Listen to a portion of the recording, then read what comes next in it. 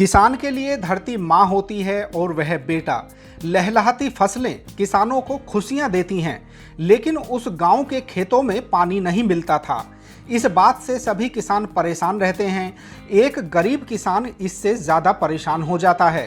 पानी मिल सके इसके लिए वह नेताओं से लेकर अधिकारियों तक से बार बार फरियाद करता है, लेकिन उसकी बात को अनसुना कर दिया जाता है। इस रवैये से परेशान यह किसान कुछ कर गुजरने की ठान लेता है।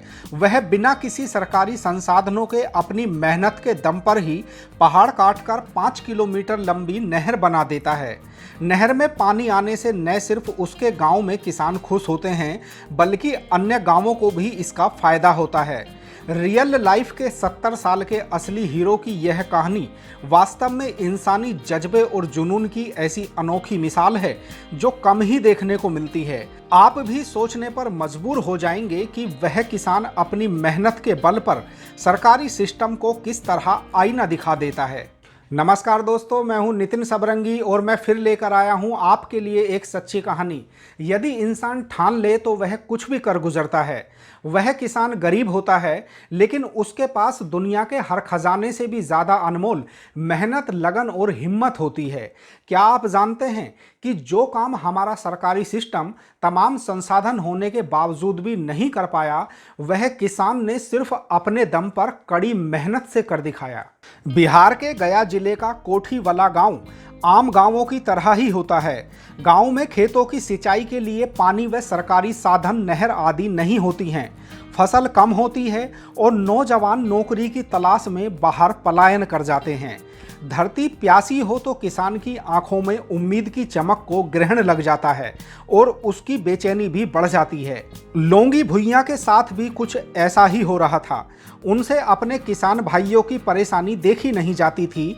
खेत प्यासे न रहें इसके लिए वह उम्मीद लेकर नेताओं से लेकर अधिकारियों तक के चक्कर लगाते हैं, लेकिन उनकी कोई नहीं सुनता।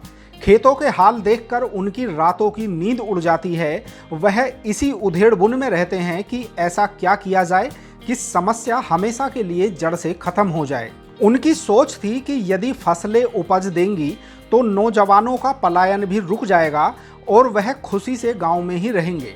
वह पहाड़ों से गिरने वाले बारिश के पानी को नहर बनाकर गांव तक लाने की ठान लेते हैं, लेकिन नहर बनाना कोई आसान काम नहीं था। उनके पास संसाधन नहीं थे, लेकिन वह निराश नहीं होते।